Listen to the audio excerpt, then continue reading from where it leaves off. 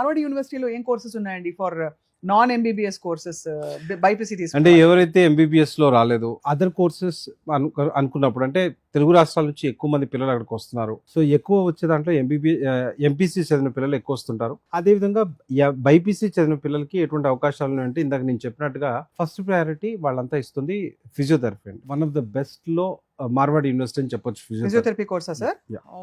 So physiotherapy direct BiPC రాసి direct గా దానిలో enroll direct What is the దీనికి course పేరు ఏంటండి? నీట్ కి దానికి సంబంధం లేదు. What is it called sir course? Bachelors in bachelors in physiotherapy. Okay. ఈ ఫిజియోథెరపీ మనకి మాస్టర్స్ కూడా అక్కడే ఉంది.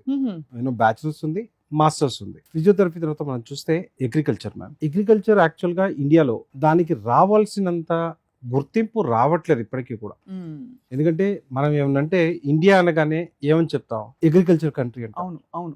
అగ్రికల్చర్ కంట్రీ అని చెప్పి మనం ఇంత చెప్పుకుంటూ అగ్రికల్చర్ కోర్స్ ని రైట్ వేలో ప్రమోట్ చేయట్లా. అవును అవును. మనం ఇంజనీరింగ్ కాలేజెస్ లేకపోతే ఇంకో సమ్ డిగ్రీ కాలేజెస్ చూస్తే ఇన్ని వేలలో ఉన్నాయి కదా. అదే ఒక్కసారి మీరు అగ్రికల్చర్ కాలేజెస్ చూడండి, మన తెలుగు రాష్ట్రాల్లో చూడండి, అంతా తిప్పి కొడితే ఒక 20 కాలేజెస్ 25 కాలేజీలు ఉంటాయి, గవర్నమెంట్ ప్రైవేట్ కలుపుకొని. అంటే అదేదో మేధావుల కోసం ఒక కోర్సు వాళ్ళు చేసుకుంటున్నారనే టైప్ లో మీరు అన్నట్టుగా. అంటే ప్రాక్టికాలిటీ లేదు మ్యామ్ దీంట్లో. ప్రాబ్లం ఏంటి అంటే కరెక్ట్. అగ్రికల్చర్ కోర్సెస్ ని ఎక్కువ మంది తీసుకోకపోవడానికి కారణం ఏంటి అంటే, ఒకప్పుడు దీని రూల్ ఎలా